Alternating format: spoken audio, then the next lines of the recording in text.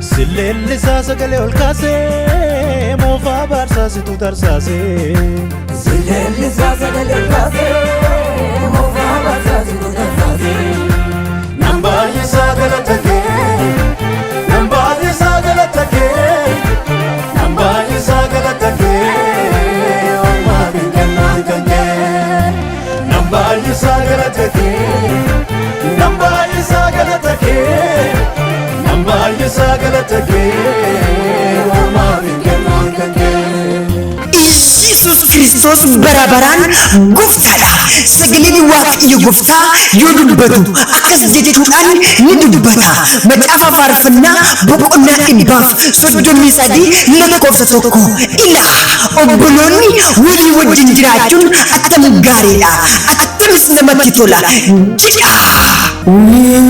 ዋው አግግአ Hordoftoota sooshaal miidiyaa afuuraa hundumaa baga gammanni kun oduu gammachiisaadha.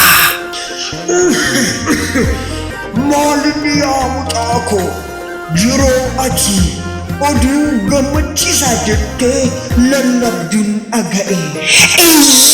Marri sagantaa galateeffannaa guddaa waldaa araarsaa baay'ee addunyaalessa sagantaa galateeffannaa guddaa qopheeffatanii akka as ba'an isin hin dhageenyinu. Edaa karaa toora sooshaal miidiyaatiinis sagantaan galateeffannaa ni qophaa'aa jechuudha. Yaa yeroo barakan keenya kun hin jiru ture. Egaa yaa dhala koo erga carraan kun isin qabe waa ifaa yookaan daataa isa jedhan sun banadhaati. Adaraa keessanii hirmaattoota sagantaa kanaa ta'a irraa hin hafiina yaa dhala koo.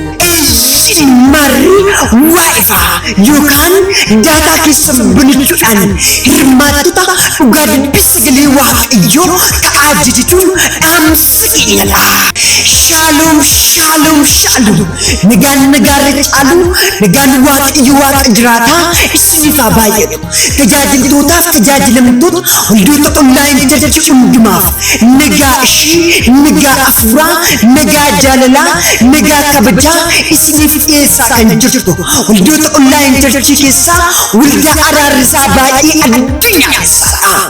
Marri waldaa kana keessatti obboloonni keenya gaggeessi waldaa Eelisaa fi gaggeessi waldaa Rihooboot sagantaa galateeffannaa guddaa qopheeffatanii yeroo as ba'an gammachuu guddaatu itti dhaga'ama. Egaa marri obboleessa koo atis obboleettii koo ati dhugumatti nama carrii qabeessadha. Haga dhumaatti sagalee misiraachoo kana dhaggeeffadhu. Hiriyoota keetiifis sheer godhi jechuun dhaamsa keenyadha. Egaa marri akkuma kanaan dura waldaa kana keessatti harka waaqayyoo inni aangoo qabeessi ol ka'ee mul'achaa akkuma ture ammas sababa sagantaan galateeffannaa guddaan kun waldaa kana keessatti qophaa'ee as ba'eef harka waaqayyoo inni aangoo qabeessi ol ka'ee ni mul'ata. Afuurota hamoota qilleensa kana keessa balali'an ni rukuta. Dachee kanarras kan mul'atan ni rukuta. Marri kutaa walii wajjin hirmaatota dhugaa dubbisa sagalee waaqayyoo ni taana.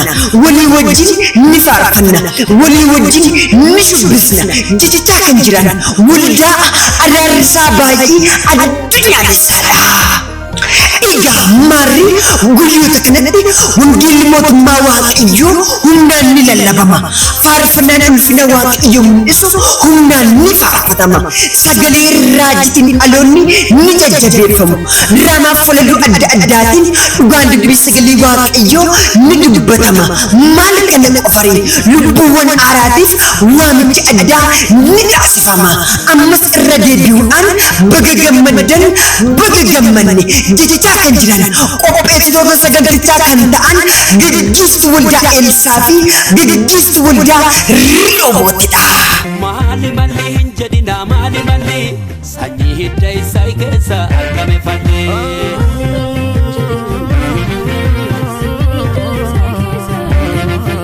Maali malli hin jedhina maali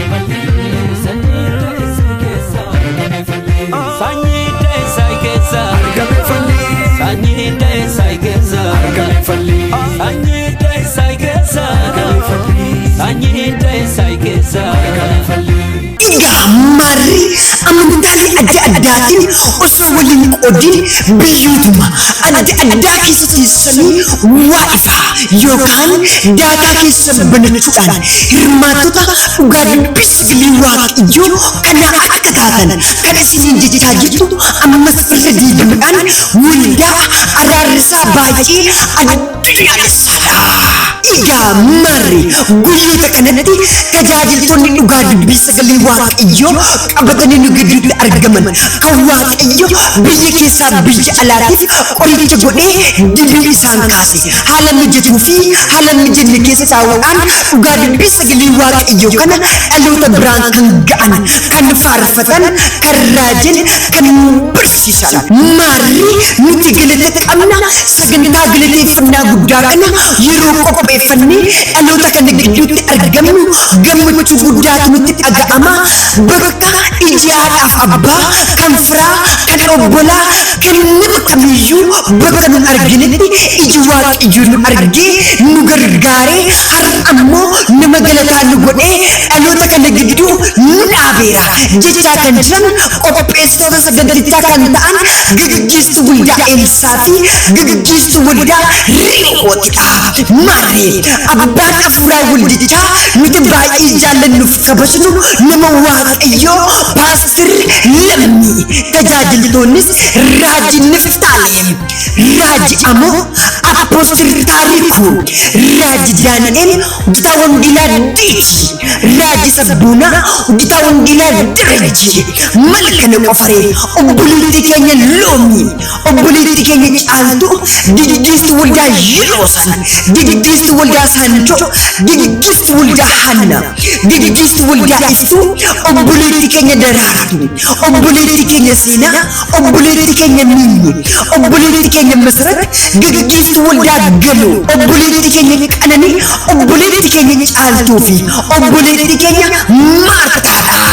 Egaa marri guyyoota kanatti waldoonni dhugaa dubbisa galii waaqayyoo dhaga'uuf dhageessisuudhaaf nu gidduutti argaman waldaa labsituu hafuura waaqayyoo addunyaa waldaa Yerusaalem ishee jalqabaa waldaa Amaanu'el tokkummaa onlaa'in waldaa kiristaanaa barii fayyinaa addunyaaleessaa waldaa warra wangeelaa humna fayyisuu Kiristoos addunyaaleessaa waldaa ifa bakkalcha barii waldaa labsii jireenyaa waaqarraa addunyaadha. Egaa marree guyyaa sagantaan keenyatti qophaa'e gaafa guyyaa 28 fi 29 ji'a 10 bara 2016dha. Egaa turri bilbilaa keenyaa duwwaa 952 irratti haloo jechuudhaan nu argachuu dandeessu. Sagantaa gaarii. Egaa istiidiyoon keenya hojiileewwan qulqullina olaanaa qaban qabatee faarfannaa faarfattoota biyya alaa walaloo jeedaloo faarfannaa sagalee misraachoo audio video poostera tajaajiltootaa kennaa jaalalaa adda addaa piroofaayilii waldaa poostera faarfannaa waraqaa ragaa fi weelkaamii qulqullina olaanaadhaan isiniif ni hojjeta. Marree kottaa singitan istiidiyootti fayyadamaa. Toorri bilbilaa keenya duwwaa 920 1385 irratti singitan istiidiyoo argattu. Galatoomaa. Nyaata muka kuutu jira, kufeena muka kuutu jira, du'een badu kan kuutu jira, ndaangeeffamu kan kuutu jira, kan kuutu jira, kan kuutu jira. Eenyutu na daangessa hindaangeeffamu, hindaangeeffamu, hindaangeeffamu. Akkamitti hindaangeeffamu, hindaangeeffamu, hindaangeeffamu, hindaangeeffamu, hindaangeeffamu.